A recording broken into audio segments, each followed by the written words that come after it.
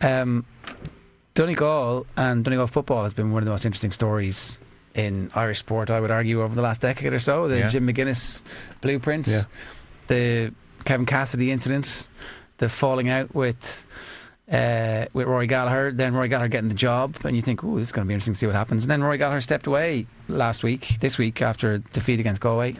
It feels very premature. It does, mainly given the age profile of the team. Yeah, so you understand when you take over a team that you're going to try and wrestle the last bit out of a glory team that's won something. Yeah. And then you start again and you hit the reset button, and I thought they did all right this year considering they had a bunch of kids playing for them. There was moments in that league campaign where they were able to attack with venomous pace, and you think this is going to be very hard to stop if it clicks in Championship. Now it didn't click for them in Championship. It's the stage of the Championship it's the stage of the Championship and the manner of the defeat to Galway coupled together. Neither of those look really good, and if you kind of factor it in with the fact that he's 2 quarterfinals before that and been to a semi-final under him, kind of wondering, was he going to get any better out of them next year? I would say yeah, because they're so young. This is a completely new team this year, really, with all of the old guard from the All-Ireland winning team gone, but he stepped away anyway. Like the 4-17 concession to Galway is just staggeringly awful, and especially for Donegal's side of the last number of years, it was hard to watch at times. You couldn't really make sense of what was going on. He said afterwards he felt they were stale at that stage, that they really targeted the league, they trained very hard, and that's not a bad first step ultimately to Division 1 football, play Division 1 football, secure it for next year. It's really something to build on. It's just hard to fathom how they lost so badly. I do wonder to what extent and it seems that there's been a lot of criticism of him up in Donegal, that has played on his mind. You concede 4-17, you decide 8-9 days later you're stepping away. I wonder if he'd taken a month, might he think to himself, do you know what, I'm going to have one more crack at this. So I guess we'll talk to him at 7:30 or so and see. And then there's also Jim McGuinness. Well, the McGuinness thing. So he's kept a very dignified silence, Rory Gallagher, and he always said, as long as I'm Donegal manager now, it's not right for me to comment on Jim McGuinness. So he's no longer Donegal manager, so I guess we would see what he's willing to say or not say about McGuinness. It's one of the most stoic performances in Irish sports history, his ability to bite his tongue and not fight. Not like everybody else would have just clipped back at some point or taken somebody aside and done an interview, gone public and said, I can't understand why my former friend Jim McGuinness keeps railing on me in his column. That's why he railed on me in his book. Well, so the book happens, and that's kind of, I would say, irritating enough, because Gallagher is on the record as saying that what's in the book is inaccurate. Yeah, there are inaccuracies in the book, and to briefly summarise, McGuinness in the book talks about how over the course of the final year, they talk on the phone all the time about football, and over the final year he says, I felt our conversations were becoming more fractious, it weakened the bond between us. And so McGuinness calls a meeting at the end of the season, says to Gallagher, if we're continuing, I have full control. I don't really know what that means. I had to assume absolute control is the line in his book. And does that mean you're fired? Because it doesn't really mean you're fired, does it? It just means, look, I'm in charge here.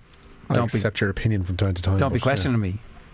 I mean, you know what I mean? It's open to interpretation. That, it is, isn't it? Yeah. You've had 3 years of talking on the phone almost every day, and where McGuinness says he shifted my viewpoint on lots of things, and now it seems, what are you there to do? If your opinion really doesn't carry much weight, it must feel like a massive demotion. And then, like, where McGuinness, you just feel it's unnecessary, says what should have remained a private meeting had degenerated into a public event. By midnight, Rory was still arguing he had quit and was refusing to concede that he had been let go. It was a farcical and sad way to end 3 years of working together. The division between us became permanent that day. We haven't spoken since the phone call. So that's bad enough if that's inaccurate in Rory Gallagher's eyes. And then, as you said, Jim McGuinness, like a messiah in the Irish Times, routinely having a pop at Donegal or saying what he would have done. Just to go back on the bit from the book, right? Because McGuinness's book came out and it was interesting. He did a lot of press around it at the time. There were some interesting questions about the Kevin Cassidy situation, but it's not clear from that he actually said, I wanted Rory to go. It's like, I'm going to be fully in charge. So it does actually seem like he's giving Gallagher an opportunity to take a lesser role.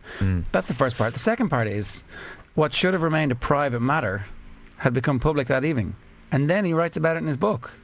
Is that not opening yourself up to charges of rank hypocrisy? Yeah, the writing in the book thing is definitely, it just is hypocritical, despite McGuinness's real intent on not admitting it. Like, even he was on the Second Captain's TV show and they put it to him that in his book, McGuinness had disclosed conversations he'd had with Rory Gallagher, where Gallagher was saying certain players in the team were getting on, were too old, and we need to move them on, and I disagree with Rory and blah blah blah. Did they name the players? I can't say for sure.